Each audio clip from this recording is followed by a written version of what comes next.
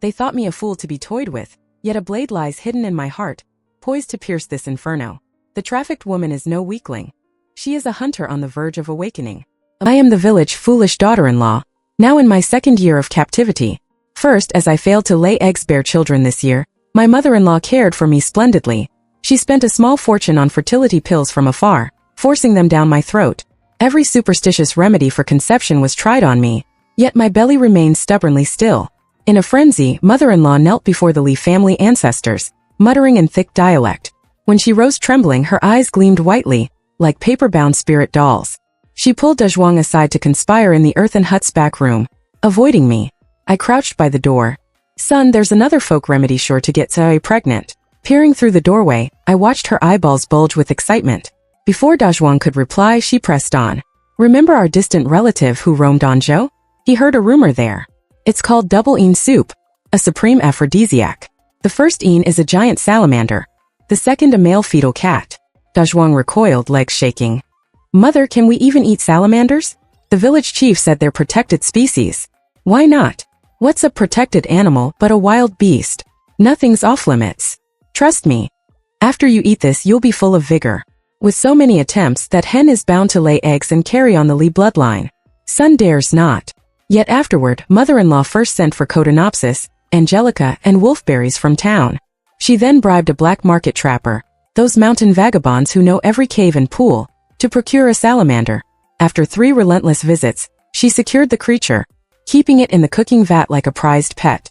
Next, she begged door to door for cat fetuses. The first day's catch was fully furred, taboo for the soup. The second days were underdeveloped, lacking maternal essence, still unfit. After days of searching, she finally obtained prime specimens, cradling them in a thermos like treasure. Home at last, she spilled them onto a mold-stained chopping block. Tiny forms curled in amniotic sacs. 3 or 4 lay heaped, blood trickling along the block's edge to the floor. I watched her blade fall. A tiny leg quivered off the block, bloody and grit-streaked. She snatched it up, rinsed it hurriedly, and flung it into the pot. Not fear of discovery drove her, but terror that any contamination might taint the soup's essence and jeopardize the Li lineage. At 2 a.m., rustling came from the courtyard. Dezhuang dressed in the dark and stole to the kitchen. The soup had simmered for 8 hours, the meat all but dissolved, leaving only soft bones. Mother-in-law picked out the bones, urging him to gulp it down. He devoured it ravenously, even sucking marrow from the scraps. Meanwhile, she boiled rice wine by moonlight, blanched live shrimps in it, and served them to Dezhuang, no doubt another ancestral remedy from some kin. I knew this ritual well. Every grotesque quack cure, no matter how revolting, must be forced on me. No effort was too great for mother-in-law. If it claimed to aid Dezhuang's vitality, she clung to it like gospel. Worse horrors followed. Filthy brews and revolting concoctions, all shoved down my throat. As she forced pills, she'd drone. Men are heaven, women are earth. Your duty is to bear sons. When I vomited, she'd lash me with sunflower stalks, slap me, or sear my inner arm with the hot poker. After his meal, Dezhuang guzzled cold water to wash away the stench, then staggered to the pigsty where I cowered, reeking of wine and shrimp. His grip was iron. He hauled me into the hut, groping at my chest. I did not flinch, yet my skin crawled, every nerve recoiling. All night I stared at the moon's shifting shadow, counting its slow arc, endless merciless hours. Once I tried to escape. The price was beatings, a narrower cage, and the shame of being stripped, eyed, and violated without end. Body broken, soul shattered. I teetered on the edge of oblivion. Then came the day my gaze dulled, my words slurred, and I wandered like a ghost. That day Dezhuang smiled. Mother-in-law smiled. The village rejoiced. They admired their handiwork. A docile prisoner shaped to their will. Guests would come, urging Dezhuang to unchain me. Seeing me cower, not flee, they'd chuckle. Dezhuang, your wife is a delight. Well trained, well trained. Most villagers grinned widely, eyes crinkling into greedy slits. My miserable state stirs a peculiar excitement in their hearts, as if I've injected a stimulant into their arid lives, making fireworks burst. Dezhuang proudly orders me to crawl to the pig trough and lick food with the pigs. The crowd roars with laughter again while he crosses his legs and jiggles them. Later, they take me to see other old works. The work of the village deputy's family is beautiful and fresh, tendonless, splayed on the bed like a giant character, with unfinished suzhou, possibly vomit around the mouth, no teeth left. If they don't teach teeth well, they might bite, so we pull them out. His face grinning as if he's done a good deed. Men stare brazenly, knowing it only costs 5 yuan to communicate deeply with this work, just wondering if it's worth the price. The work of Hunchback Zhao at the village head is enlightened. She got pregnant 3 months after arriving, didn't run much, and went to work in the mountains before finishing her confinement, earning everyone's trust. The work of Laoli at the village tail is pitiful. She starved herself, smashed her pregnant belly against the stove, lost the baby as she wished, and was beaten to death. Her corpse was dragged out to bake in the sun, swarmed by mosquitoes, a warning to us newcomers. My mother-in-law leans in to touch my belly. Bring honor to the Li family. If you reincarnate a girl, strangle her yourself. My eyes flicker. There's an unspoken rule. Instead of killing all baby girls, we test their fate, dropping them in water at birth. If they float, they live. If they sink, they're fed to beasts. Only Lao Zhang's daughter survived, bringing good luck. They opened a shop and had a son. The girl named Zhang Yu is a top senior high student, nearly a college student. After 2 months of shuangying soup, I'm pregnant. They hire a midwife. Once confirmed, mother-in-law slaughters a rooster, pasting blood-stained feathers before the ancestral shrine. Dazhuang rarely helps me to a bench. This harmony confuses me. Maybe playing dumb forever isn't bad, but if I have a girl, I keep my face blank. Later they give me chains and money to shop at Zhang's store. I don't escape earning their trust. I hum around the village, discovering most pigsties hold naked women with faint resistance. My bug-catching plan brews. My hated existence, even the fetus, is a weapon. I befriend Granny Zhang, who secretly gives me salt, sugar, eggs. Mother-in-law encourages my visits, pleased by the bargains. One day, Zhang's parents go to the city to buy a house for their son. At the store, I see Yumei holding a red college acceptance letter. Granny Zhang sighs. Yumei can't afford tuition, 3,000 yuan. Her father spent all money on his brother's house. She's just for marrying off to exchange a bride for her uncle. Yumei mouths, don't study. Her eyes blazing with silent hate. I pretend to giggle, noting her delicate figure. Pray for village devils. Her hate will be my blade. As my belly grows, Yumei blooms, triggering men's greed. Nightly screams mix with laughter. The crescent moon mirrors my brokenness. One day, Yumei goes to pick herbs for tuition. When she doesn't return, Granny Zhang and I find her lying blankly in a haystack, the village chief panting above her. Granny Zhang strikes him, only to be kicked and burned with a pipe until she convulses and dies. Yumei weeps silently on her corpse as men sneer and leave. Dazhuang drags me home, one of the beasts. Soon, I think, her hate will ignite the plan. After Granny Zhang's death, Yumei buries her alone, pale with grief. The moon is another sliver emptier. Once plump, I socket sink deeply. Her steps stagger unsteadily. For days, she has neglected her appearance. Yet I remember she used to be the neatest person in the village. Everyone thought Yumei would collapse, but to all surprise, she soon parades boldly past every doorstep.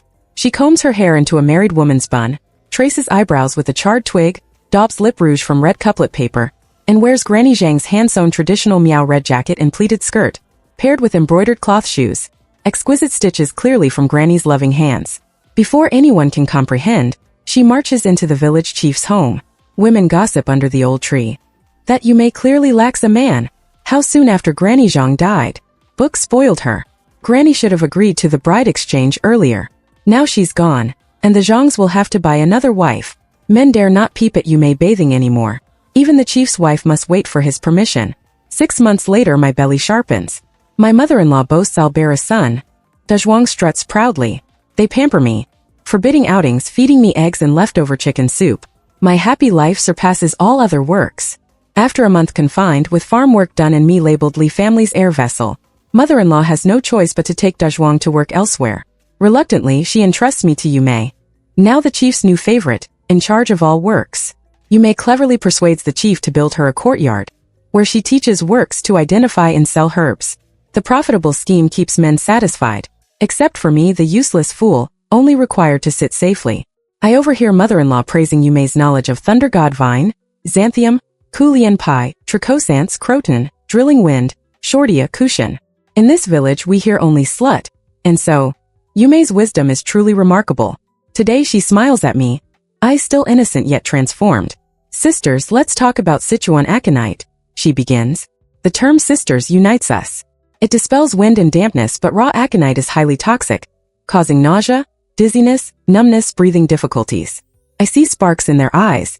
Another herb, Sun Gu Feng, she continues. Soaked in liquor for 15 days, it relieves pain, but misuse can cause kidney failure or urinary cancer. She emphasizes extreme caution slowly, sharply, as if planting seeds in the restless air. Later, Yumei whispers, "Here there are no masterless beasts, only masterless people. We live no better than livestock. Those who did this to us deserve 1,000 cuts. We smile knowingly, she has joined my bug-catching plan, though we were always one. As men leave to earn money, the village quiets, but undercurrents swirl. Yume and I share a bed, plotting in secret. When she doubts freedom beyond the mountains, I insist. True freedom exists. We mustn't give up.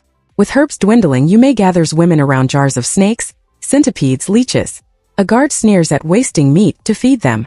I secretly flick a scorpion onto him. The next day, he dies of gangrene from mysterious blisters.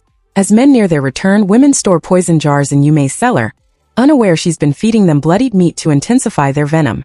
On the night my water breaks, I almost let the curse die in my womb, but Dazhuang wakes. Mother, it's time. Our grandson is coming, he shouts. The moon outside is still crescent-shaped, but some things have already quietly changed. As I lie on the bed, their excited voices sound absurd. The midwifery hasn't even begun. They don't know if it's a boy or girl yet, and they're already calling it grandson. They don't take me to a hospital. The delivery happens in a shabby mud house with a single basin of boiling water reused endlessly, rusty scissors as the only tool. The moon outside remains crescent-shaped. When Dazhuang exclaims, "It's a boy," mother-in-law carries the baby out, ignoring the blood pooling beneath me.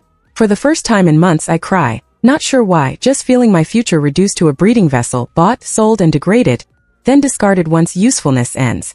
In the pitch-black night, thoughts swirl. The bug-catching plan nears its end. Just a little longer.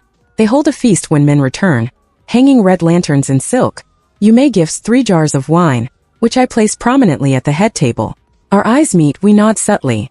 In the kitchen, as women's place, I bide my time. Soon Dazhuang turns red after 3 cups, then collapses.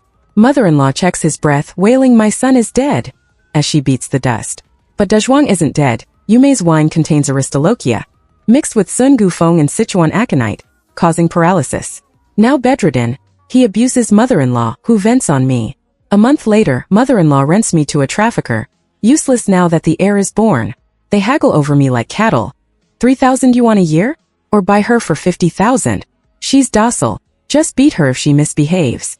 Dazhuang agrees. I sneer inwardly. Time for the next phase. Not just Dazhuang. Most men who bought wives in the village fall paralyzed.